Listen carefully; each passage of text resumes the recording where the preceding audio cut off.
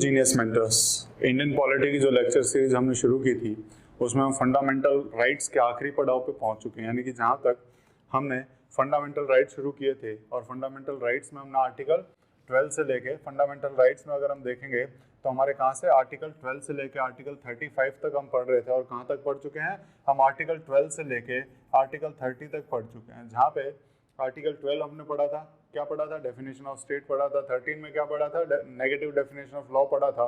Then उसके बाद right to equality पढ़ा, राइट्स ऑफ फ्रीडम पढ़े। देन उसके बाद हमने राइट अगेंस्ट एक्सप्लॉयटेशन करके उसके बाद हम राइट टू रिलीजन में गए और कल्चरल एंड एजुकेशनल राइट हम कर चुके हैं कवर। तो उसके बाद हमारा जो बचता है नेक्स्ट टॉपिक, हमारा एक लास्ट राइट बचता है, यानी कि 6th राइट जो हमारा है वो हमारा बचता है राइट टू कॉन्स्टिट्यूशनल रेमेडीज। तो ये हम पढ़ेंगे।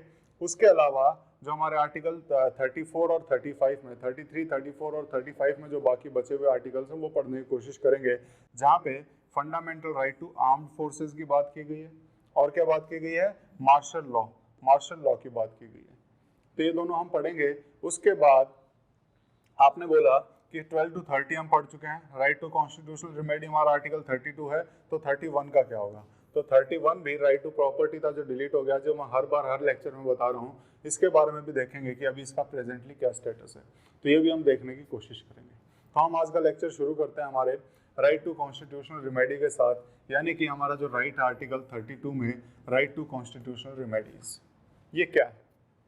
सबसे पहले ये क्यों इम्पोर्टेंट है, तो इम्पोर्टेंट इसकी इम्पोर्टेंस का अंदाजा उसी से लगाया जा सकता है कि जिन्होंने हमारा कॉन्स्टिट्यूशन लिखा है, यानी ड्राफ्टिंग कमेटी के जो हमारे चेयरमैन थे, प्रेसिडेंट थे डॉक्टर अंबेडकर, उन्होंने खुद ही इस आर्टिकल को, आर्टिकल 32 को मोस्ट इंपॉर्टेंट आर्टिकल बताया है पूरे कॉन्स्टिट्यूशन का। और इसको उन्होंने क्या बोला है, this is the heart and soul of the constitution. Article 32 को डॉक्टर अंबेडकर ने क्या बोला है, this is the heart and soul of the constitution. तो आप अंदाजा लगा सकते हैं कि ये कितना इंपॉर्टेंट है। क्यों इंपॉर्टेंट है, क्योंकि जितने भी फंडामेंटल राइट्स हैं उनको बचाने के लिए हमें इस फंडामेंटल राइट की जरूरत पड़ती है। और ये हमारा right to constitutional remedies. Remedy कब चाहिए होती है, रेमेडी का मतलब क्या होता है हिंदी में, रेमेडी कब चाहिए, जब कोई चीज़ बिगड़ जाए उसको सुधारने के लिए हम रेमेडी देखते हैं। तो वहीं पे जब फंडामेंटल राइट कहीं पे वायलेट होती हैं तो उसकी रेमेडी, कॉन्स्टिट्यूशनल रेमेडी क्या है, तो कॉन्स्टिट्यूशन के हिसाब से हम क्या क्या रेमेडी करेंगे वो हमारा बेसिकली आर्टिकल 32 में लिखा हुआ है। और इसके अंदर अगर आपका फंडामेंटल राइट या कोई भी आप कह सकते हैं कोई भी राइट आपका वायलेट होता है तो उस टाइम पे सुप्रीम कोर्ट आपका बचाने आता है। इसीलिए सुप्रीम कोर्ट को क्या बोला जाता है, guarantor of the constitution, protector and guarantor of the constitution हम क्या बोलते हैं, सुप्रीम कोर्ट को बोलते हैं। सुप्रीम कोर्ट को बोला जाता है ना गारंटर। कौन देता है हमें गारंटी, गारंटर कौन है, तो सुप्रीम कोर्ट है कि ये बचाने आएगा, कोई नहीं आएगा तो ये तो है ही। Protector and guarantor of the constitution की बात की जाती है, हम सुप्रीम कोर्ट को ये बोलते हैं। क्यों बोलते हैं, क्योंकि आर्टिकल 32 में सुप्रीम कोर्ट को ये पावर दी गई है कि अगर किसी का फंडामेंटल राइट वायलेट होता है तो आपको उसे बचाना है। सुप्रीम कोर्ट को ये बोला गया है। तो आर्टिकल 32 हम कह सकते हैं क्या है, heart and soul of the constitution. अब इसमें अगर आप पढ़ने की कोशिश करें तो इसमें हमें मिलती है रिट इशूइंग पावर। क्या मिलती है हमें, सुप्रीम कोर्ट को क्या मिलती है इससे, रिट इशूइंग पावर, रिट को इशू करने की पावर। ये रिट्स क्या है उन्हें भी हम समझने की कोशिश करेंगे। ये रिट्स क्या है, बेसिकली रिट्स हम कह सकते हैं कि एक जुडिशियल ऑर्डर है। जुडिशियल ऑर्डर है जो जुडिशरी ऑर्डर देती है आपके फंडामेंटल राइट को दोबारा से इम्पोज करने के लिए, जिसको वायलेट किया गया है उसे दोबारा से ठीक करने के लिए। उसके लिए जो सुप्रीम कोर्ट ऑर्डर देता है उस ऑर्डर को हम बोलते हैं रिट्स। तो ये रिट्स हम पढ़ेंगे और उसको ये ऑर्डर देने की पावर कहाँ से मिलती है, आर्टिकल 32 से मिलती है। अब ये जो रिट देने की पावर है ये पार्लियामेंट, ध्यान रखना इस चीज का ध्यान रखना कि पार्लियामेंट ये रिट इशू करने की जो पावर है ये बाकी कोर्ट्स को भी दे सकती है अगर पार्लियामेंट चाहे तो। अभी किसके पास है, सुप्रीम कोर्ट के पास है। और किसके पास है, तो आपको थोड़ी देर में पता लगेगा कि ये हाई कोर्ट के पास भी है। और हाई कोर्ट के किस आर्टिकल में है, आर्टिकल 2 to 6 में। आर्टिकल 2 to 6 में अगर हम देखेंगे यहाँ पे available through high court is also available under article 2 to 6। तो हमारे हाई कोर्ट के पास भी अवेलेबल है रिट इशूइंग की पावर। और पार्लियामेंट यहाँ क्या कहता है कि parliament can empower any other court, किसी और कोर्ट को भी पावर दे सकती है रिट इशू करने की। एनी अदर कोर्ट में यानी कि सुप्रीम कोर्ट के पास ऑलरेडी है, हाई कोर्ट के पास ऑलरेडी है, इसके अलावा किसी भी कोर्ट को पार्लियामेंट पावर दे सकती है, ठीक है, to issue directions, orders and writ of all kinds. कौन कर सकता है, पावर दे सकता है, पार्लियामेंट, ध्यान रखना इस चीज का। अब उसके बाद आर्टिकल 32 क्यों इंपॉर्टेंट है, तो बेसिकली अगर हम देखें तो right to move Supreme Court shall not be suspended, कि अगर आपका फंडामेंटल राइट वायलेट होता है तो क्या किसी लॉ से ये रोका जा सकता है कि आप सुप्रीम कोर्ट नहीं जा सकते। तो यहाँ पे हम कहेंगे कि हमारा जो राइट है कोर्ट में जाने का, अगर हम चाहें तो हमारा फंडामेंटल राइट जो टूटता है तो क्या है, हमने सबसे पहली क्लास ली थी तब क्या पढ़ा था कि fundamental rights are justiciable. Justiciable कैसे हैं, जुडिशियरी उसको ठीक करती है, जुडिशियरी के द्वारा वो जस्टिसिएबल हैं। तो हम जुडिशियरी के पास जा ही नहीं पाएंगे तो कैसे कह सकते हैं दीज आर जस्टिसिएबल। तो फंडामेंटल राइट्स आर जस्टिसिएबल क्योंकि वी कैन अप्रोच कोर्ट्स अगर हमारे फंडामेंटल राइट वायलेट होते हैं। और ये जो हमारी राइट है, ये जो हमारी पावर है कोर्ट को अप्रोच करने की या फिर सुप्रीम कोर्ट को अप्रोच करने की, अगर हम कहें, जो हमें आर्टिकल 32 देता है कि हम डायरेक्टली सुप्रीम कोर्ट भी जा सकते हैं अगर हमारा फंडामेंटल राइट वायलेट होता है, तो ये जो हमारी पावर है, ये जो हमारा राइट है, इसको सस्पेंड नहीं किया जा सकता। क्यों? क्योंकि this is also a fundamental right, और जब बाकी फंडामेंटल राइट को सस्पेंड नहीं कर सकते तो इसको भी नहीं कर सकते, इसीलिए इसको एक फंडामेंटल राइट बोला गया है, इसीलिए फंडामेंटल राइट है। फंडामेंटल राइट की क्या बताई थी डेफिनेशन, क्या होती है? फंडामेंटल राइट होते क्या है? Which are guaranteed by constitution of India and justiciable through court. तो आर्टिकल 32 जस्टिसिएबल है, तो बिल्कुल हमने देखा कि इसको सस्पेंड नहीं किया जा सकता, जैसे बाकी फंडामेंटल राइट्स को नहीं किया जा सकता। तो ये खुद भी एक जस्टिसिएबल राइट है, तो ये भी फंडामेंटल राइट है। तो हमारा 6th राइट बनता है right to constitutional remedies under article 32। लेकिन जैसे धीरे धीरे हम आने वाले चैप्टर्स में पढ़ेंगे कि नेशनल इमरजेंसी के दौरान हम फंडामेंटल राइट्स को सस्पेंड कर सकते हैं, सिर्फ 2 राइट्स को नहीं किया जा सकता। कौन से 2 राइट्स हैं? इनएलिएनेबल राइट्स कौन से बताए थे? आर्टिकल 20 और आर्टिकल 21 मैंने बताए थे कि आर्टिकल 20 और 21 को हम सस्पेंड नहीं कर सकते हैं। उसके अलावा सभी राइट्स को सस्पेंड किया जा सकता है during national emergency. During national emergency हम बाकी सारे राइट्स को सस्पेंड कर सकते हैं और उसके साथ आर्टिकल 32 को भी सस्पेंड कर सकते हैं। लेकिन ये किस टाइम पे होना चाहिए? सिर्फ नेशनल इमरजेंसी के टाइम पे ना। तो नेशनल इमरजेंसी के टाइम पे कर सकते हैं। और कौन सस्पेंड कर सकता है? जो नेशनल इमरजेंसी प्रोक्लेम कर सकता है। कौन कर सकता है? तो प्रेसिडेंट। तो president can suspend the right to move any court for the enforcement of fundamental right during national emergency. सिर्फ नेशनल इमरजेंसी के टाइम पे हम कहेंगे कि इसको सस्पेंड किया जा सकता है। तो इतनी चीज आपको समझ में आई होंगी। देन उसके बाद एक और चीज आपको समझना बहुत जरूरी है कि अगर हमें फंडामेंटल राइट्स के एनफोर्समेंट की बात करते हैं, फंडामेंटल राइट्स के एनफोर्समेंट की बात करते हैं कि अगर कोई फंडामेंटल राइट वायलेट होता है, इसको दोबारा से एनफोर्स कैसे किया जाए, तो किसके पास है इसका राइट? तो हमने देखा कि आर्टिकल 32 में किसके पास है? सुप्रीम कोर्ट के पास। तो jurisdiction of supreme court in enforcement of fundamental right is original but not exclusive. ये क्या होता है? ओरिजिनल जुरिसडिक्शन क्या है, एक्सक्लूसिव जुरिसडिक्शन क्या है? हालांकि ये टॉपिक मैंने सुप्रीम कोर्ट के लिए बचा के रखा था, लेकिन आपको एक बहुत बेसिक सा आइडिया दे देता हूं कि ओरिजिनल जुरिसडिक्शन क्या होता है। अगर इसको समझने की कोशिश करें कि ओरिजिनल जुरिसडिक्शन क्या होता है, तो ओरिजिनल क्या होगा और दूसरा क्या था? एक्सक्लूसिव क्या होगा? दोनों में क्या अंतर है? ओरिजिनल में क्या अंतर है, एक्सक्लूसिव में क्या अंतर है? तो इनको समझते हैं कि ओरिजिनल जुरिसडिक्शन हम कब कहेंगे? तो ओरिजिनल जुरिसडिक्शन हम कहेंगे कि वी कैन अप्रोच डायरेक्टली। जिस कोर्ट में किसी भी केस को लेके हम डायरेक्टली चले जाएं तो हम कहेंगे कि ये उस कोर्ट का ओरिजिनल जुरिसडिक्शन है। ओरिजिनल यानी कि वो उस केस को सुनवाई की शुरुआत कर सकता है।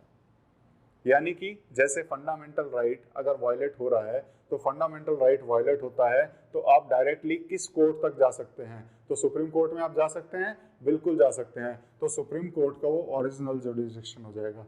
तो जिस भी केस में आप डायरेक्टली जिस कोर्ट के पास चले जाएंगे, वो कोर्ट क्या कहेंगे? वो कोर्ट कहेंगे कि उसके पास उस केस का ओरिजिनल जुरिसडिक्शन है।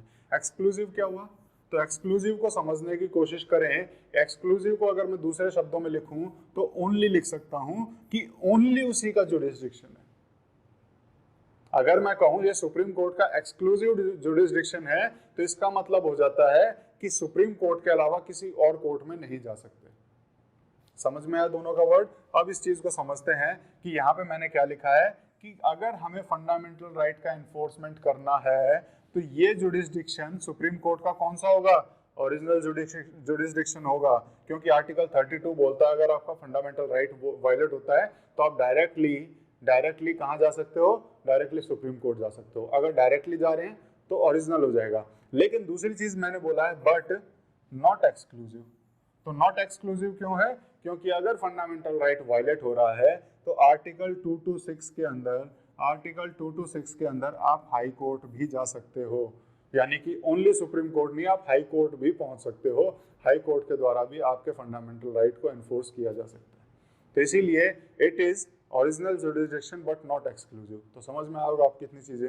अब उसके बाद हुआ क्या है कि सुप्रीम कोर्ट के पास जब केस गया था, बार बार उसके पास इतना ज्यादा अगर बर्डन डाल देंगे कि हर कोई फंडामेंटल राइट के लिए उसके पास चले जाएगा तो क्या सुप्रीम कोर्ट अच्छे से काम कर पाएगा।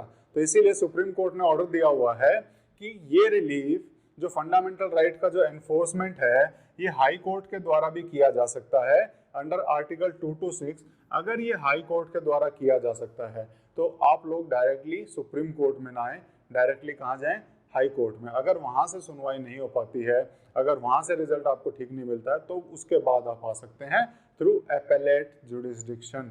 तो एपेलेट जुरिस्डिक्शन क्या होगा कि अपील के थ्रू, लोअर जुरिस्डिक्शन ने अपना दे दिया है फैसला, उसके खिलाफ आपको अपील करनी है, तो अपील के थ्रू अगर आप जाएंगे उसको बोलते हैं एपेलेट जुरिस्डिक्शन। चीज रहेगी, ध्यान रहेगी ये चीजें। तो उसके बाद supreme court has ruled that where relief through high court is available under article 226 तो aggrieved party should move high court, यानी कि जो भी जिसका भी फंडामेंटल राइट वायलेट हुआ है उसको पहले हाई कोर्ट जाना है। तो ये चीजें क्लियर है, बहुत अच्छे से मैंने आपको समझाने की कोशिश की है। आशा करता हूँ कि आपको समझ में आया होगा आर्टिकल 32 क्या करता है। अब आर्टिकल 32 में मैंने क्या बोला था कि आर्टिकल 32 हमारी रिट इशूइंग पावर है, रिट इशू कर सकते हैं। आर्टिकल 32 क्या पावर देता है सुप्रीम कोर्ट को, रिट इशू करने की। रिट क्या है, जुडिशियल ऑर्डर है। किस चीज के लिए जुडिशियल ऑर्डर है, आपके फंडामेंटल राइट को दोबारा से एनफोर्स करने के लिए।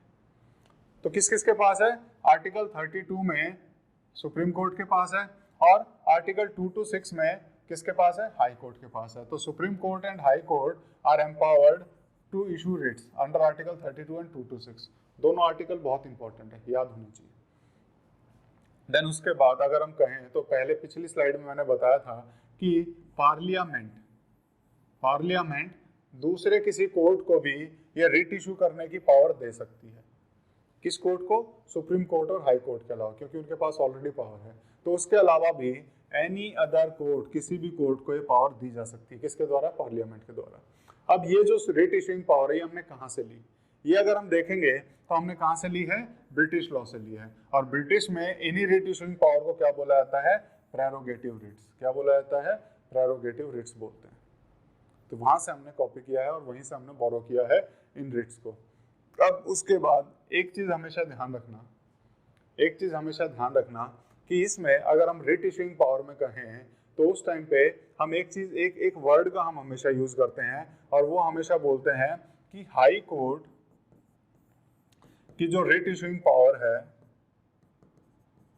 हाई कोर्ट की जो रिट इशूइंग पावर है, this has wider scope than supreme court. High court की writ issuing power has wider scope than supreme court. ये क्यों बोला, तो इस चीज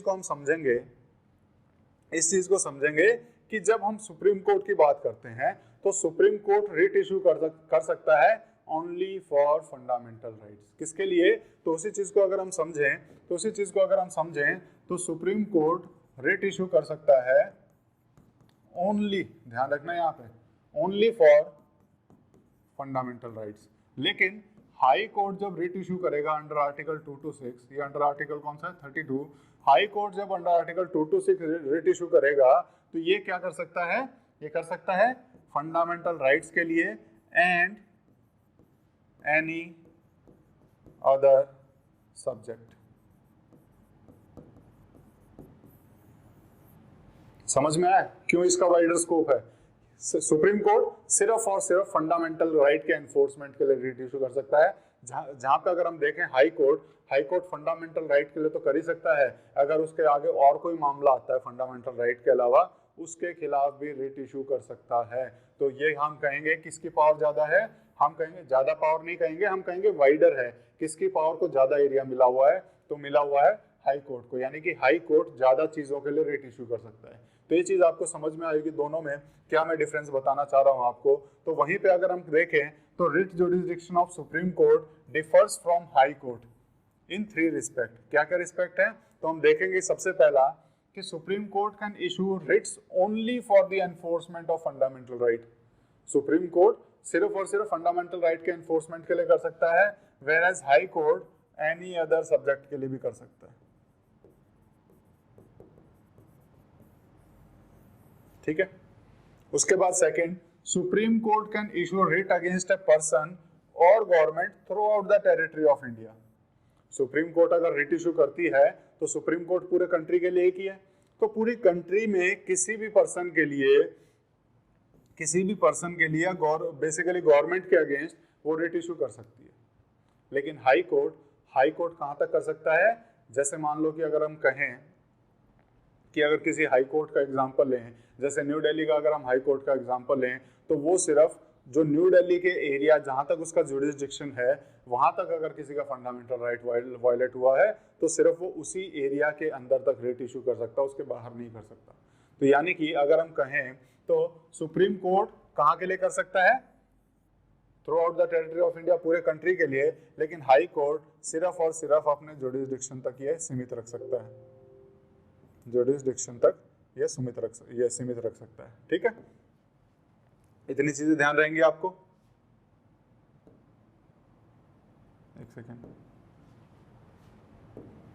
इतनी चीजें आपको ध्यान रहेंगी कि ये सुप्रीम कोर्ट, हाई कोर्ट सिर्फ और सिर्फ अपना क्या कहेंगे कहां तक सीमित रख सकता है? जहां तक उसका जुरिसडिक्शन है। तो इतनी चीजें आपको समझ में आई होंगी। अब उसके बाद तीसरा डिफरेंस और देख लेते हैं।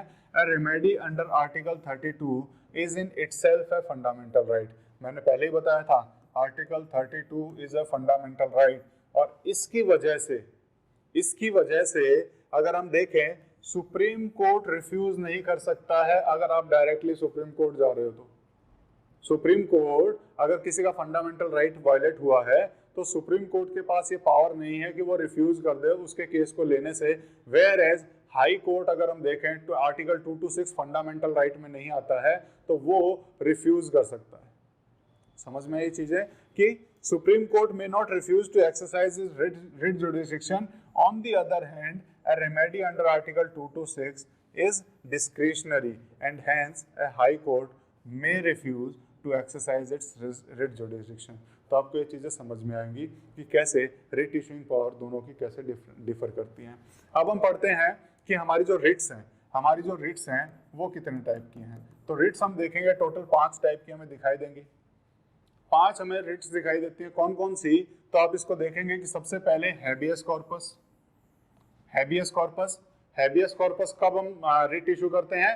तो हैबियस कॉर्पस कब करते हैं? फोटो में देख सकते हैं, जब किसी को कैद कर लिया गया हो, किसी को बिना वजह के कैद में डाल दिया गया हो, घर में ही बंद दिया, मतलब उसको कहीं ना कहीं छुपा लिया हो या फिर कैद कर लिया गया हो, तब हम कर सकते हैं उसका कौन सा रिट? Habeas corpus.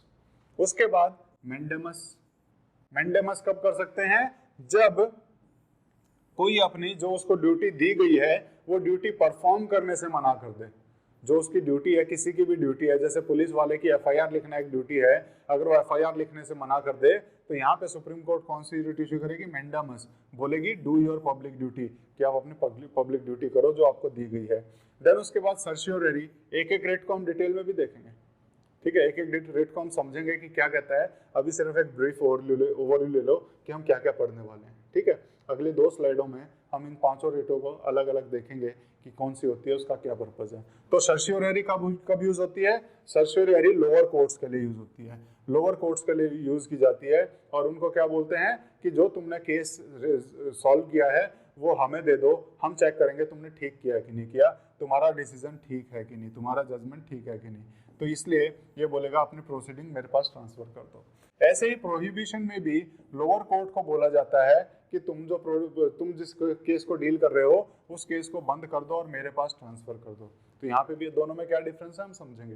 देन उसके बाद आता है को वारंटो। तो को वारंटो क्या होगा, तो को वारंटो हम समझेंगे कि यहाँ पे अगर किसी ने जबरदस्ती कोई पावर हथियाने की कोशिश की है तो उससे सुप्रीम कोर्ट पूछेगा कि आप अपने प्रूफ ऑफ अपॉइंटमेंट दो कि आप यहाँ पे किस हक से अपना हक जता रहे हैं। तो वो चीज़ हम देखेंगे। और ये रिट इशूइंग पावर हैं, ये हमारी 5 रिट्स हैं, इनको अलग अलग समझने की कोशिश करते हैं। सबसे पहले हम पढ़ेंगे हैबियस कॉर्पस। और हैबियस कॉर्पस का एक्चुअल मीनिंग क्या होता है, अगर हम इसका मीनिंग देखने जाएं तो हैबियस कॉर्पस का मीनिंग होता है to have the body of, to have the body of, कि जिसकी बॉडी हमें मंगवानी है। तो बॉडी किसकी मंगवाएंगे, जो कैद है। तो सुप्रीम कोर्ट क्या बोलेगा कि तुमने जबरदस्ती कैद किया, मेरे सामने लेके आओ उसको, मैं देखना चाहता हूँ कि वो ठीक भी है नहीं है या फिर कुछ भी हो, लेकिन मुझे उसके मेरे सामने उसे पेश करो। तो सामने पेश किया जाए उसको क्या बोलते हैं हम, हैबियस कॉर्पस। उसको क्या बोलेंगे, हैबियस कॉर्पस। किसके लिए, अगर किसी को जबरदस्ती कैद किया उसको आज़ाद करवाने के लिए, उसकी लिबर्टी के लिए हम यूज कर रहे हैं हैबियस कॉर्पस। तो किसको, इशूड बाय कोर्ट, कौन इशू करेगा, सारी रिट्स कोर्ट इशू करते हैं। Issued by court to a person who has detained another person. किसको, इंडिविजुअल को भी कर सकता है या कोई भी ऐसा व्यक्ति, कोई भी ऐसा इंस्टीट्यूशन जिसने दूसरे पर्सन को जबरदस्ती डिटेन किया हुआ है, जबरदस्ती कैद में रखा हुआ है, उसके खिलाफ ये इशू की जा सकती है। ठीक है, can be issued against both public authorities as well as private individual. Public authority के खिलाफ भी यूज की जा सकती है और प्राइवेट इंडिविजुअल के खिलाफ। मान लो सरकार अगर किसी को जबरदस्ती कैद कर ले, सरकार, स्टेट अगर हम कहें, यहाँ पे पुलिस अगर किसी को जबरदस्ती उठा के घर से उठा लाए और बोले चलो जेल के अंदर डालते हैं, तो उससे भी क्वेश्चन पूछ सकता है सुप्रीम कोर्ट कि जाओ और मेरे सामने उसे पेश करो जो तो जिसको तुमने जबरदस्ती उठाया। तो ये हैबियस कॉर्पस है। तो आपका फंडामेंटल राइट आपके यहाँ पे जो भी वायलेट हुआ है उसको रिस्टोर करने का काम करेगा। सेकंड, मैंडेमस को अगर हम देखें तो मैंडेमस का मीनिंग होता है वी कमांड, कि हम आदेश देते हैं। क्या होता है मैंडेमस का मीनिंग, वी कमांड, हम आदेश देते हैं। क्या आदेश देंगे, कि तुम जो ड्यूटी तुम्हें दी गई है उसे पूरा करो। यानी कि जो अपनी ड्यूटी से भागता है, अपनी ड्यूटी नहीं कर रहा है, उसको ड्यूटी करने का आदेश कोर्ट के द्वारा जो दिया जाता है उसे हम बोलते हैं मैंडेमस। तो command, this is a command issued by court to a public official. किसको देंगे, क्योंकि ड्यूटी किसको मिलती है, जो ड्यूटी पे, पब्लिक ड्यूटी पे, ठीक है ना, जो बेसिकली हम कहते हैं बेसिक, अगर इसको कहें सरकारी नौकरी, कॉन्स्टिट्यूशनल पोस्ट हम जिसे कह सकते हैं, या सरकारी नौकरी कह सकते हैं, कि कोई भी ऐसी पोस्ट जहाँ पे उसकी कुछ ड्यूटीज लिखी गई हैं और वो अपनी ड्यूटी को नहीं कर रहा है, पूरा नहीं कर रहा है, जिसकी वजह से पब्लिक को भी हार्म हो रहा है, तो कोई भी पब्लिक अप्रोच करेगी कि मैं उसको यहाँ पे इस काम के लिए गया था लेकिन उसने मना कर दिया, तो उस केस में सुप्रीम कोर्ट उसको आदेश देगी, यानी कि कौन सी रिट इशू करेगी, मैंडेमस इशू करेगी, और उसे बोलेगी ये तुम्हारी ड्यूटी है, तुम्हारे लिए लिखी गई है ड्यूटी और तुम्हें करनी है। तो यहाँ पे ये आदेश दिया जाता है पब्लिक ऑफिशियल को, asking him to perform his official duties. Official duty can also be issued against any public body. लेकिन किसके खिलाफ नहीं इशू किया जा सकता है मैंडेमस, किसके खिलाफ नहीं इशू किया जा सकता, ये समझना बहुत जरूरी है। प्राइवेट इंडिविजुअल, क्योंकि प्राइवेट इंडिविजुअल में क्या है, प्राइवेट इंडिविजुअल में क्या है, उसको कोई ड्यूटी अलग से सरकार ने नहीं दी, कोई ऐसी पब्लिक ड्यूटी उसे नहीं दी है। तो ये सिर्फ और सिर्फ जहाँ पे पब्लिक ड्यूटी की बात आती है, जहाँ पे उसको असाइन की गई हैं ड्यूटीज, वहाँ इशू की जा सकती है। तो प्राइवेट इंडिविजुअल के खिलाफ नहीं कर सकते। To enforce departmental instructions that does not possess statutory force, यानी कि अलग अलग डिपार्टमेंट में टेम्परेरी हम कह सकते हैं कि ऊपर से स्टैट्यूटरी उसके ऊपर कोई फोर्स नहीं है, कोई लॉ नहीं बना हुआ उसके ऊपर, लेकिन डिपार्टमेंट का कोई इंस्ट्रक्शन आ रहा है तो उसको एनफोर्स करने के लिए कोर्ट इशू नहीं करेगा कि हमने डिपार्टमेंट ने किसी को ऑर्डर दिए हैं लेकिन नीचे वाला व्यक्ति उस ऑर्डर के हिसाब से काम नहीं कर रहा है, तो वो डिपार्टमेंट का अपना मामला हो जाता है, किसी भी डिपार्टमेंट का। तो डिपार्टमेंटल इंस्ट्रक्शंस को इन्फोर्स कराने के लिए मैंडेमस नहीं यूज करेंगे, ये सिर्फ और सिर्फ पब्लिक ड्यूटी में हम करेंगे। अगेंस्ट प्रेसिडेंट और गवर्नर हम यूज नहीं कर सकते। Against chief justice of a high court और acting in a judicial capacity, कि हाई कोर्ट जब जुडिशियल कैपेसिटी में एक्ट कर रहा है, यानी कि वो अपनी पब्लिक ड्यूटी कर रहा है, उस टाइम पे उसके खिलाफ नहीं कर सकते। ठीक है, तो ये हम देख रहे हैं कि कहाँ कहाँ पे यूज कर सकते हैं, कहाँ नहीं यूज कर सकते हैं। अब अगला देखते हैं प्रोहिबिशन। प्रोहिबिशन का क्या मतलब है कि टू फॉरबिड, टू फॉरबिड। ठीक है, ये इसको हम कहेंगे ओनली प्रिवेंटिव। प्रोहिबिशन प्रोहिबिट करना, प्रोहिबिट करना, किसी को रोकना, प्रोहिबिट करना यानी कि किसी को रोकना। और वहीं पे इसके साथ मैं दूसरी भी रेट लेना चाहूंगा, क्योंकि इन दोनों को अगर हम साथ में समझेंगे तो हमारे लिए इजी हो जाएगा। प्रोहिबिट का मतलब हो जाता है रोकना, सर्शियोररी का क्या होता है, टू बी सर्टिफाइड, कि हम इसे चेक करेंगे। वहां पे रोक रहे हैं या चेक करेंगे, दोनों में अंतर समझना। प्रोहिबिशन में रोकने का काम किया जा रहा है और यहाँ पे क्या कर रहे हैं, यहाँ चेक करने का काम कर रहे हैं। यानी कि अगर लोअर कोर्ट्स, ये दोनों किसको किसके खिलाफ इशू की जाती हैं, ये दोनों करते हैं हम कोर्ट्स के खिलाफ, लोअर कोर्ट्स के खिलाफ। ठीक है, अगर मान लो लोअर कोर्ट में कोई केस चल रहा है, चल रहा है, तो उसे सर्टिफाई करेंगे या रोकेंगे। तो जो चल रही चीज होती है उसे रोका जाता है। तो जो कोई भी ऑनगोइंग केस है, अगर सुप्रीम कोर्ट को यह लगता है कि वो अपनी जुडिस्डिक्शन से बाहर, यानी कि अपनी बेसिकली कहें कि जितनी उसकी पावर्स हैं उससे ज्यादा यूज करके उस केस को डील कर रही है, ठीक है, तो हम क्या करेंगे, तो प्रोहिबिशन। तो सुप्रीम कोर्ट क्या करेगा, प्रोहिबिशन, या फिर हाई कोर्ट क्या करेगा, प्रोहिबिशन की पावर यूज करेगा और लोअर कोर्ट को मना करेगा कि ये तुम्हारे पावर में नहीं आता है, ये तुम्हारे जुडिस्डिक्शन में नहीं आता, इस केस को हमारे पास भेजो, इसको तुम नहीं डील करो, इसको बंद करो। क्लियर है, यानी कि किसको किया, जो केस चल रहा है, जो केस चल रहा है। जुडिस्डिक्शन, जुडिस्डिक्शन का मैं ऑलरेडी बता चुका हूँ, एरिया के हिसाब से भी हो सकता है, पावर के हिसाब से भी हो सकता है, दोनों तरीके से जुडिस्डिक्शन की डिफाइन होती है कि कोई भी कोर्ट कितने तक का केस डील कर सकता है, किस किस लेवल तक का केस डील कर सकता है, वो सब का डिफाइंड है कोर्ट्स का। तो उसी में अगर वो अपने लेवल से ज्यादा का केस अगर डील कर रहा है तो उस टाइम पे उसे प्रोहिबिट किया जा सकता है थ्रू प्रोहिबिशन। और किस केस को करेंगे, जो ऑनगोइंग केस है। अब केस खत्म हो गया है, केस खत्म हो गया है, उस टाइम पे उसने जजमेंट जो है वो सही दिया है कि नहीं दिया है, उसको चेक करने के लिए जो होती है रिट, उसको बोलते हैं सर्शियोररी, की भी सर्टिफाई, कि हम सर्टिफाई करेंगे, वी विल सर्टिफाई। ठीक है, लेकिन ध्यान रखना ये ऑनगोइंग में भी दी जा सकती है, ऑनगोइंग में भी दी जा सकती है कि हम सर्टिफाई करेंगे। हो सकता है उसमें से कुछ फैक्ट ऐसे हों, कुछ फैक्ट ऐसे हों जो उसके जुडिस्डिक्शन से बाहर हों, तो उनको सर्टिफाई करने के लिए अपने पास मंगा लेंगे और बाकी को बोलेंगे कि बाकी केस तुम डील करो। तो इसमें क्या क्या है, इसमें भी वही है कि जो भी केस है डिसीजन आ चुका होता है या आने वाला होता है, तो उस टाइम पे दी जाती है सर्शियोररी। तो आशा करता हूँ कि दोनों चीजें आपको बहुत अच्छे से समझ में आएंगी। अब इनको डिटेल में देखते हैं, कौन किसको कर सकता है, हायर कोर्ट से लोअर कोर्ट को दी जा सकती है प्रोहिबिशन, ट्रिब्यूनल को भी दी जा सकती है टू प्रिवेंट द लेटर, यानी कि लोअर कोर्ट और ट्रिब्यूनल को प्रिवेंट करने से फ्रॉम एक्सीडिंग इट्स जुडिस्डिक्शन, कि उसको प्रिवेंट कर रहे हैं कि वो अपनी बेसिकली लेवल से ज्यादा का केस डील कर रहा है, तो उसे रोकने के लिए हम ये रिट इशू करते हैं। तो can be issued only against judicial and quasi judicial authority, सिर्फ जुडिशियल और क्वासी जुडिशियल अथॉरिटीज के खिलाफ इसको यूज किया जा सकता है, बाकी किसी के खिलाफ नहीं। अब देखिए सर्शियोररी। तो सर्शियोररी को अगर हम समझें,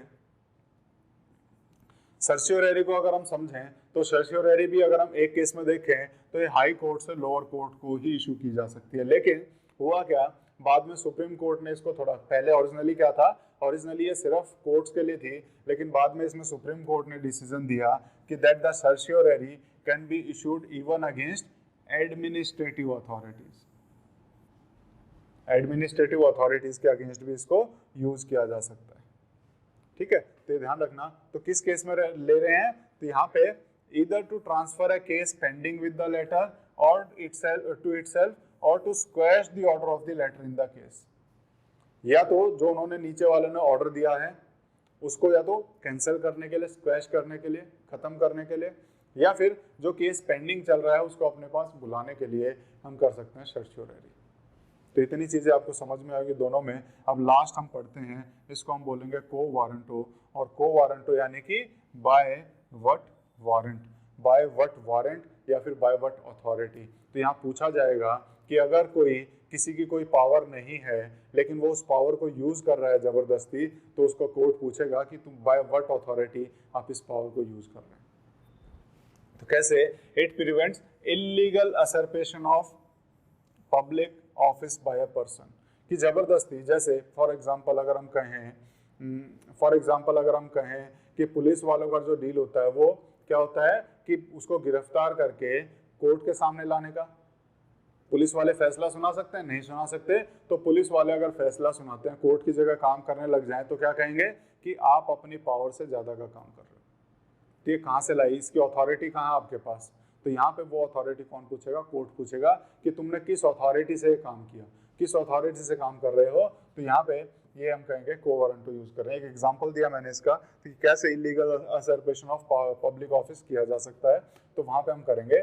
तो issued only in case of a substantive public office of a permanent character created by statute और बाय द कॉन्स्टिट्यूशन, यानी कि सिर्फ कॉन्स्टिट्यूशनल पोस्ट और स्टैट्यूटरी पोस्ट के लिए अगर वहां पे अगर कोई इलीगल जाके बैठ जाता है, इलीगल की कोई और पावर यूज करता है, तो वहां पे हम इसे यूज कर सकते हैं। It can not be issued in cases of ministerial office और प्राइवेट ऑफिस। ऐसा नहीं है किसी ने प्राइवेट ऑफिस खोला और कोई दूसरा बाहर का बंदा आके प्राइवेट ऑफिस में वहां पे किसी और को जो उसने ऑर्डर दे दिया जो उसकी पावर में नहीं था, तो प्राइवेट ऑफिस में ये नहीं चलता, ना मिनिस्ट्रियल ऑफिस में चलता है। सिर्फ पब्लिक ऑफिशियल जहाँ पे हैं, जहाँ पे कॉन्स्टिट्यूशनल ऑफिस हैं और स्टैट्यूटरी ऑफिस हैं, वहाँ पे हम को वारंट इशू कर सकते हैं। तो ये पांचों राइट आपको बहुत अच्छे से समझ में आई होंगी। अब उसके बाद हमारा छठा जो राइट था, सिक्स्थ राइट था, वो हमने कंप्लीट कर लिया। फंडामेंटल राइट 6 के 6 हम कंप्लीट कर चुके हैं। अब एक चीज आप समझने की कोशिश करना कि अभी तक हमने किस सीक्वेंस से हम चलते हैं।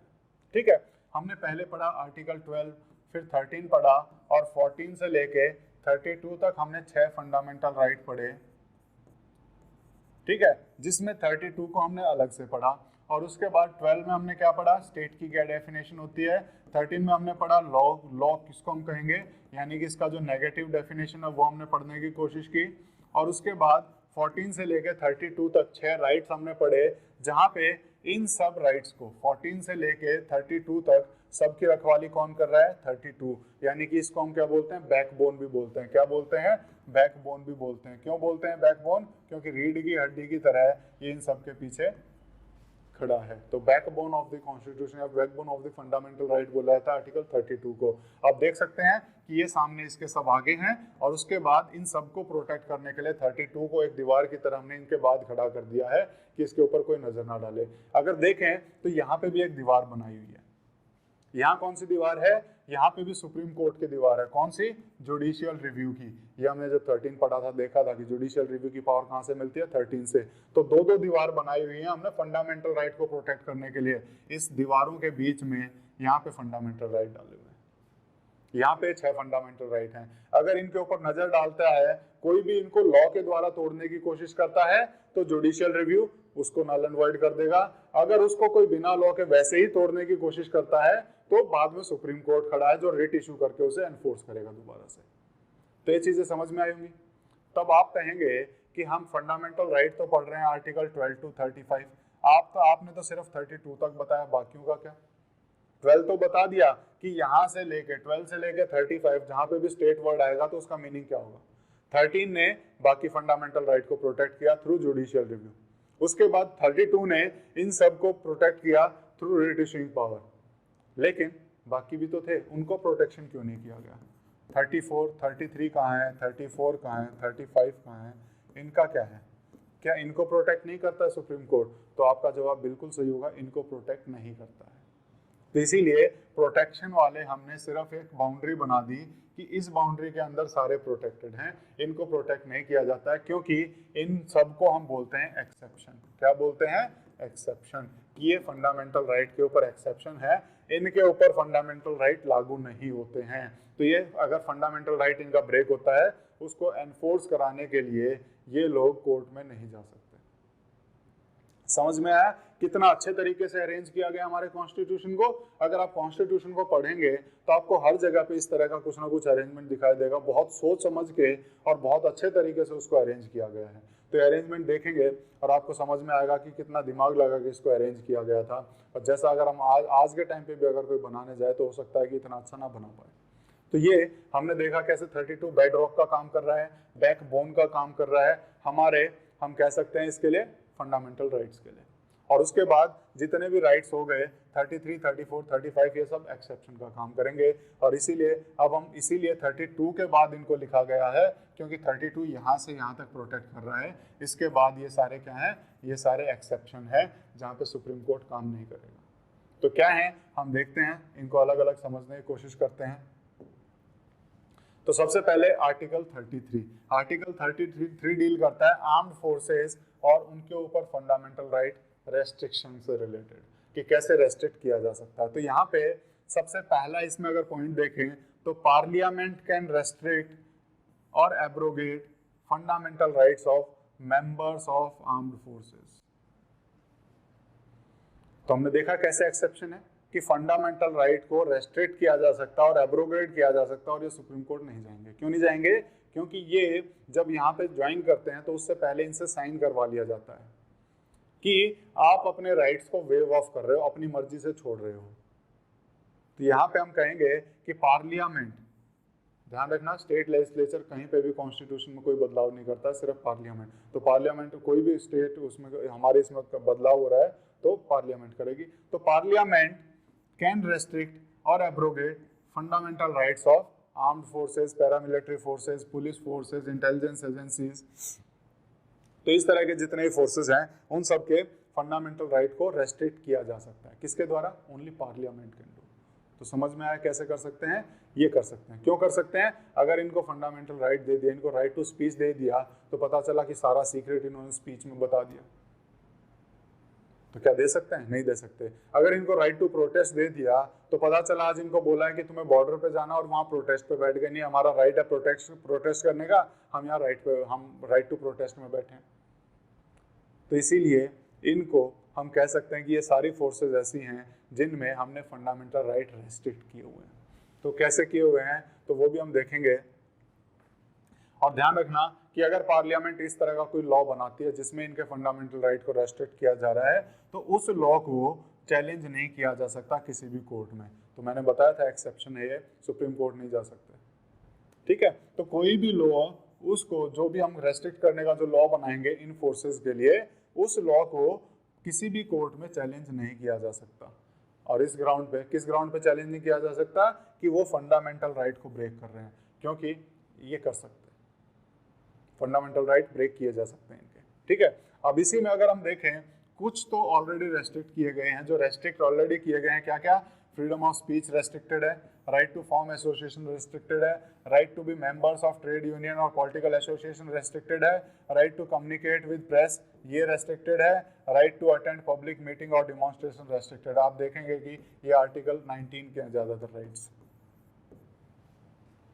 ये सारे रेस्ट्रिक्टेड हैं। और उसके बाद parliament law also exclude the court martial from writ jurisdiction of supreme court and high court. यानी कि कोर्ट मार्शल्स को, कोर्ट मार्शल बेसिकली क्या होते हैं? स्पेशली मिलिट्री के अंदर कोर्ट्स बनाए जाते हैं मिलिट्री से रिलेटेड किसी भी केस को डील करने के लिए।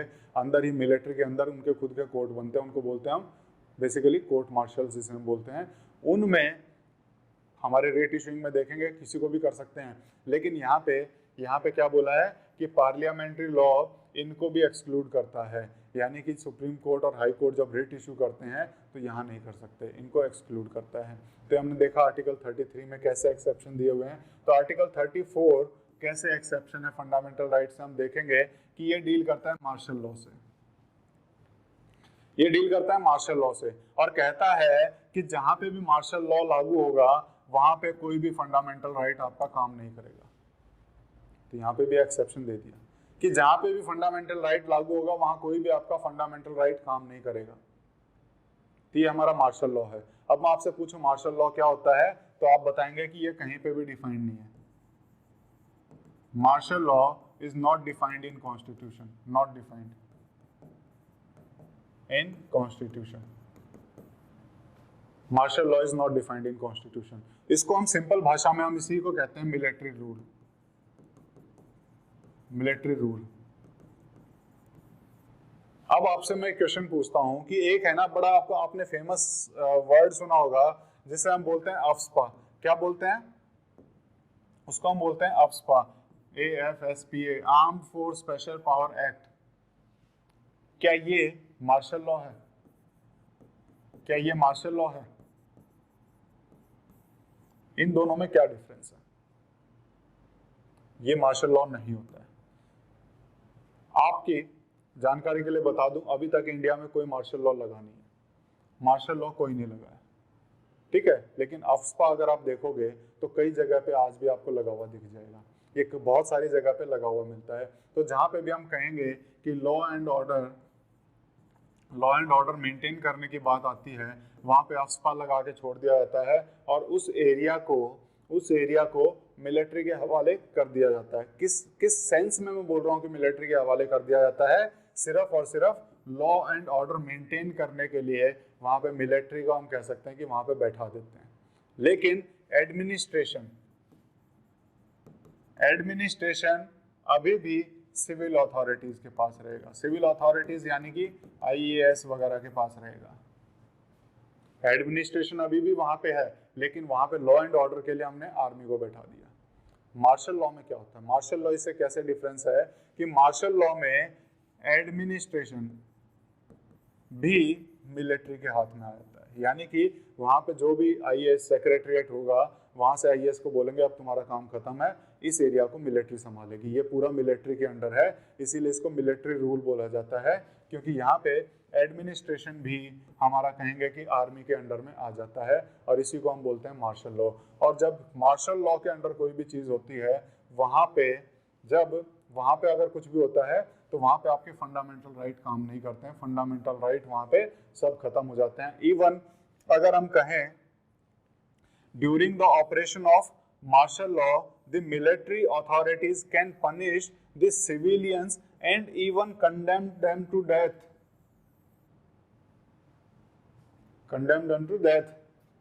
ठीक है। यानी कि हम कह सकते हैं कि डेथ भी उनकी कर सकते हैं, किसकी? सिविलियंस की, जब वहां पे हमारा मार्शल लॉ लागू होता है। कहाँ लगा सकते हैं? जहां पे लॉ एंड ऑर्डर की ऐसी सिचुएशन आ गई है जो काबू से बाहर हो गई है, इसको हम कह सकते हैं दोबारा रिस्टोर करने के लिए हम मार्शल लॉ लगाते हैं। और वहां पे जब मार्शल लॉ लग गया तो एडमिनिस्ट्रेशन मिलिट्री के हाथ में है, और वहां पे ये सिविलियंस को बेसिकली पनिशमेंट भी दे सकते हैं और बेसिकली डेथ तक भी पहुंचा सकते हैं।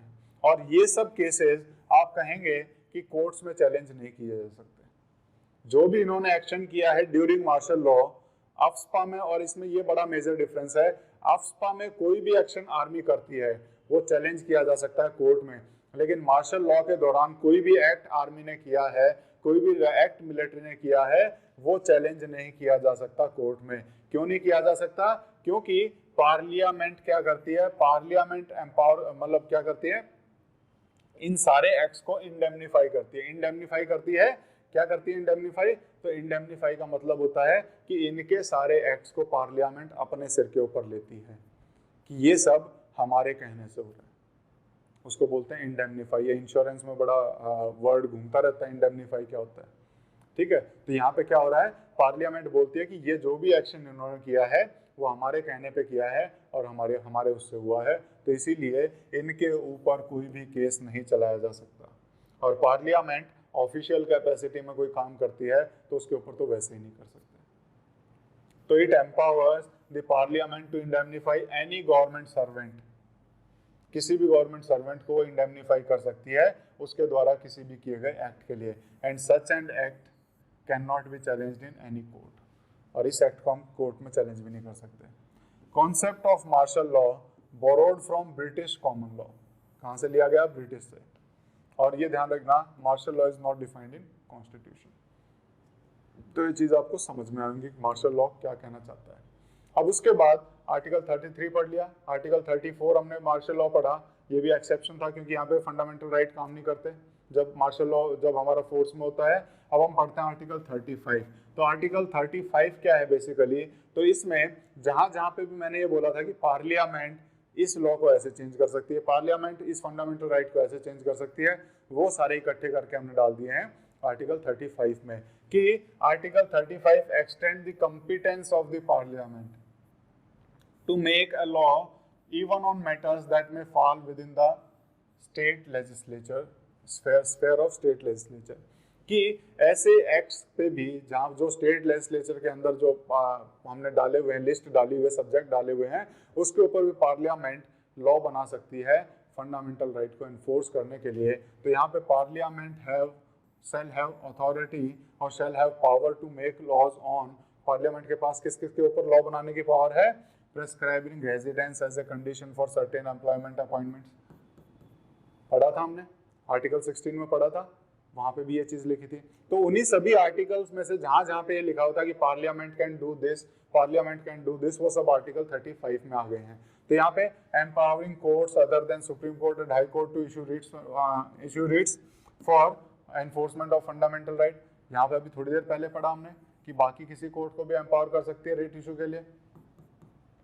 रेस्ट्रिक्टिंग और abrogating the application of fundamental right to member of armed forces, अभी थोड़ी देर पहले पढ़ा हमने आर्टिकल 33 में कि आर्म्ड फोर्सेस के आर्म्ड फोर्सेस के जितने मेंबर्स हैं उनके फंडामेंटल राइट्स को रेस्ट्रिक्ट कर सकती है पार्लियामेंट, कर सकती है, ये भी यहाँ लिख दिया। तो इसी तरह से जितनी भी चीजें थी वो सब हमने यहाँ पे लिखने की कोशिश की है। Indemnify any government servant during operation of martial law, article 34। Parliament shall have power to make laws for prescribing punishment for acts declared offences under, दो जगह पे लॉ बनाने की बात की थी मैंने, दो आर्टिकल्स में, एक आर्टिकल 17 में, एक आर्टिकल 23 में। तो उनमें जिनके खिलाफ ऑफेंसेस के खिलाफ पनिशमेंट की बात की गई है, उन लॉज के लिए भी कौन बना सकता है? Parliament shall have the power, parliament के पास पावर उनको लॉ बनाने की। जैसे आर्टिकल 17 में अनटचेबिलिटी का जो हमने देखा था, प्रिवेंशन ऑफ एट्रोसिटीज एक्ट देखा था, पार्लियामेंट लेके आएगी। आर्टिकल 23 की अगर हम बात करें, trafficking in human being and force labour, तो यहाँ पे जो भी एक्ट बनेंगे, लॉ बनेंगे, कौन कर सकता है? पार्लियामेंट कर सकती है। तो ये चीजें आपको समझ में आई होंगी। अब उसके बाद हम देखते हैं आर्टिकल 31 का क्या हुआ, राइट टू प्रॉपर्टी का क्या हुआ। तो इसको एबॉलिश किया गया कब? 44th कॉन्स्टिट्यूशनल अमेंडमेंट एक्ट के द्वारा। अब क्या है ये? अब ये लीगल राइट है अंडर आर्टिकल 300A, या लीगल राइट है। तो इसका मतलब क्या है कि अगर किसी के राइट टू प्रॉपर्टी को अभी भी कोई नुकसान पहुंचता है तो वो कहां जा सकता है? हाई कोर्ट जा सकता है अंडर आर्टिकल 226। लेकिन एज क्योंकि ये फंडामेंटल राइट नहीं है, इसलिए यहाँ पे गारंटी नहीं मिलती है राइट टू कंपनसेशन की।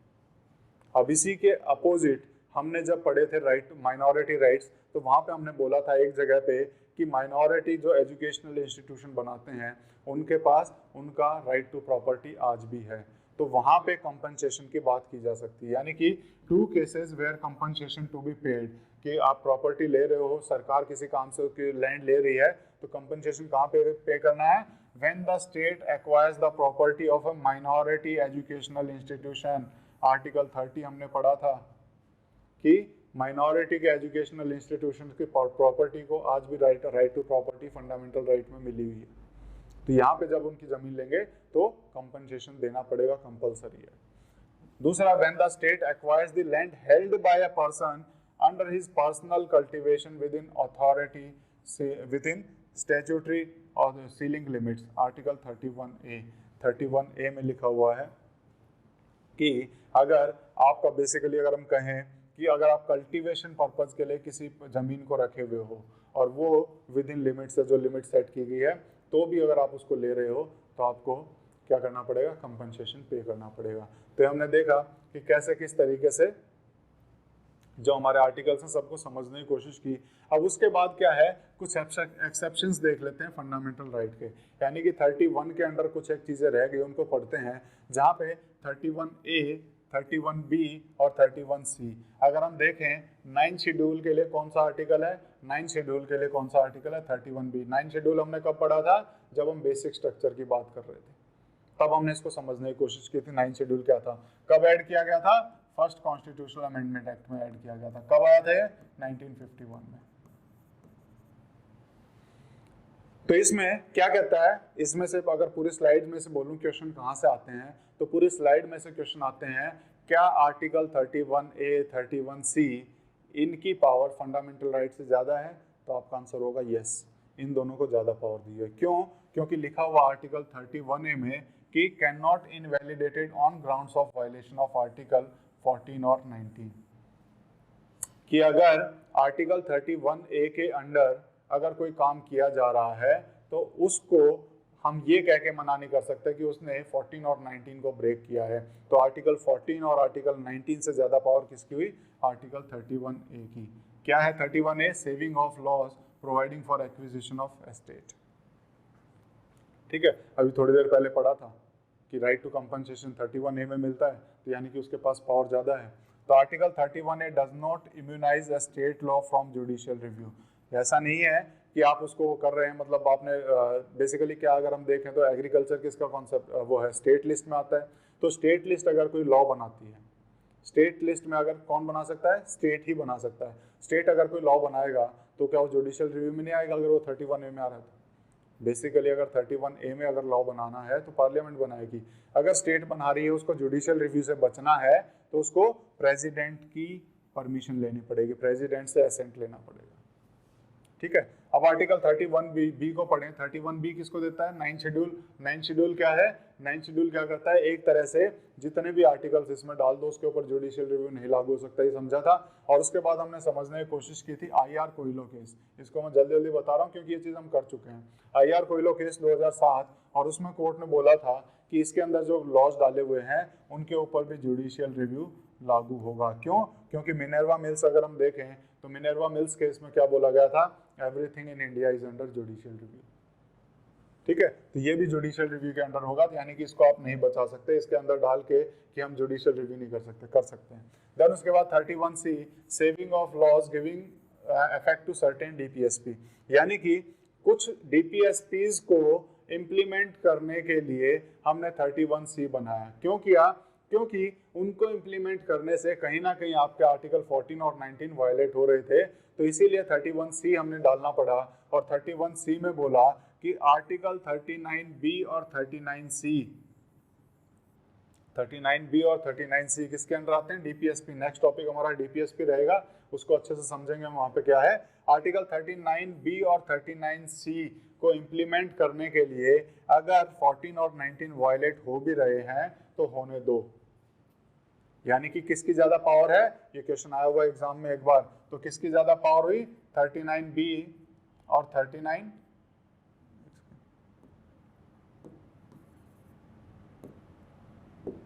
किसकी ज्यादा पावर हुई? 39B और 39C have more power than 14 and 19। Article 14 और 19 से ज्यादा पावर है 39B और किसकी? 39C की। कहाँ लिखा है? आर्टिकल 31C में। 31C कब ऐड किया गया था? 25th constitutional amendment act 1971।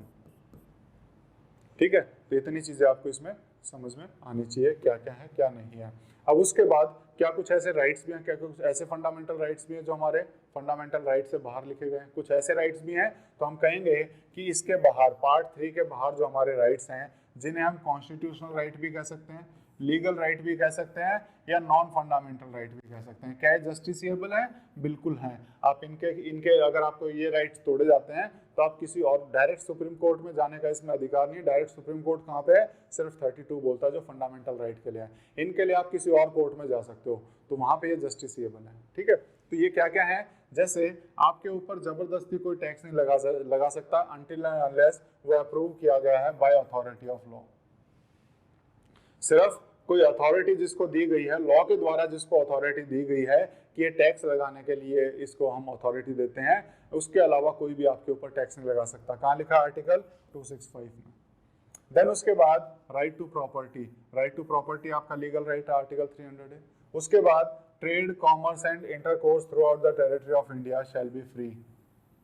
ये भी आपका आर्टिकल 301 में एक राइट है, कॉन्स्टिट्यूशनल राइट है, लीगल राइट है। देन उसके बाद election to Lok Sabha and state legislative assembly shall be the basis of adult suffrage, article 326। इसीलिए देखेंगे कि जितने भी हमारे लोकसभा के इलेक्शन होते हैं और जितने भी हमारे स्टेट लेजिस्लेटिव असेंबली के इलेक्शन होते हैं, सब में जितने भी 18 साल से ऊपर के हैं वो वोट डाल सकते हैं, क्योंकि हमारा राइट है।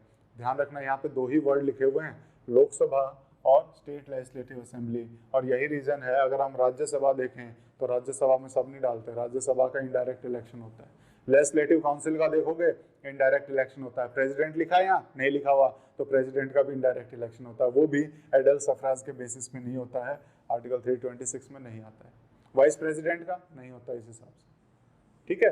तो किस किस का होता है एडल्ट अफराद से, तो हम देखेंगे लोकसभा का और स्टेट लेजिस्लेटिव असेंबली का हमारा इस हिसाब से होता है। देन उसके बाद person can move the high court by ordinary suit और under article 226 writ jurisdiction of high court. High court में लिखा था ना रिट जुडिक्शन में, for any other subject also they can issue writs.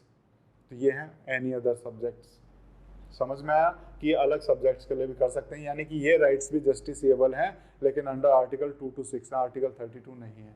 तो इतनी चीजें आपको समझ में आई होंगी और ये फंडामेंटल राइट्स का हमारा चैप्टर कंप्लीट होता है। नेक्स्ट चैप्टर हम डीपीएसपी आपके लिए लेके आएंगे और इतनी ही आसानी के साथ उनको भी समझाने की कोशिश करेंगे। अब इसी के हमारे जो आज का चैप्टर था, हमारा जो आज का टॉपिक था 32 से लेकर 35 तक, तो उससे रिलेटेड कुछ क्वेश्चंस हैं, उनको सॉल्व करने की कोशिश कीजिए। पहला क्वेश्चन है which of the following right was described by doctor B R Ambedkar as heart and soul of the constitution. कौन से राइट को heart and soul of the constitution बोला जाता है, इसका आप वीडियो पॉज कीजिए और आंसर देने की कोशिश कीजिए। आप सभी ने इसका बिल्कुल सही आंसर बताया होगा। आर्टिकल 32 को बोला जाता है, आर्टिकल 32 क्या है, राइट टू कॉन्स्टिट्यूशनल रेमेडीज। इसी को बार बार अम्बेडकर ने बोला था मोस्ट इंपॉर्टेंट आर्टिकल, और इसी को क्या बोला, heart and soul of the constitution, heart and soul of the constitution, ठीक है। ये हमारा इसका आंसर हो जाएगा। देन उसके बाद नेक्स्ट देखें, under the Indian constitution who is the guardian of fundamental rights. Who is the guardian of fundamental right? Who is the guarantor of fundamental rights? Who is the protector of fundamental rights? तो video pause कीजिए और answer देने की कोशिश कीजिए। बिल्कुल आपका इसका बिल्कुल सही आंसर दिया होगा। Supreme court is the guardian और गारंटर और protector of the fundamental rights. यहाँ पे अगला क्वेश्चन देखते हैं, which one of the following writs can be issued by high court to secure the liberty of individual. कौन इशू कर रहा है, हाई कोर्ट। किस चीज के लिए, लिबर्टी इंश्योर करने के लिए। तो कौन से रेट इशू करेंगे, तो कौन से रेट इशू करेंगे, बिल्कुल आसान है। वीडियो पॉज कीजिए और आंसर देने की कोशिश कीजिए। सभी ने बिल्कुल सही आंसर दिया होगा, हैबस कॉर्पस। हैबस कॉर्पस का मीनिंग क्या होता है, to have the body of, कि मेरे सामने उसकी बॉडी लाई जाए, जिसको भी आपने जबरदस्ती कैद किया है उसकी लिबर्टी के लिए, ठीक है। तो क्या आंसर हो जाएगा, habeas corpus. Next, which of the following rights conferred by Constitution of India is also available to non citizen. इनमें से ऐसा कौन सा राइट है जो नॉन सिटीजन को भी अवेलेबल है। तो पहले तो आपको वो सारे नंबर्स याद होने चाहिए जो मैं बार बार आपको बताता रहा कि ये सिटीजन को अवेलेबल है, ये सिटीजन को अवेलेबल है, ये सिटीजन को अवेलेबल है। तो उसके बाद आप इसका आंसर देने की कोशिश कीजिए, वीडियो पॉज करके इसका आंसर देने की।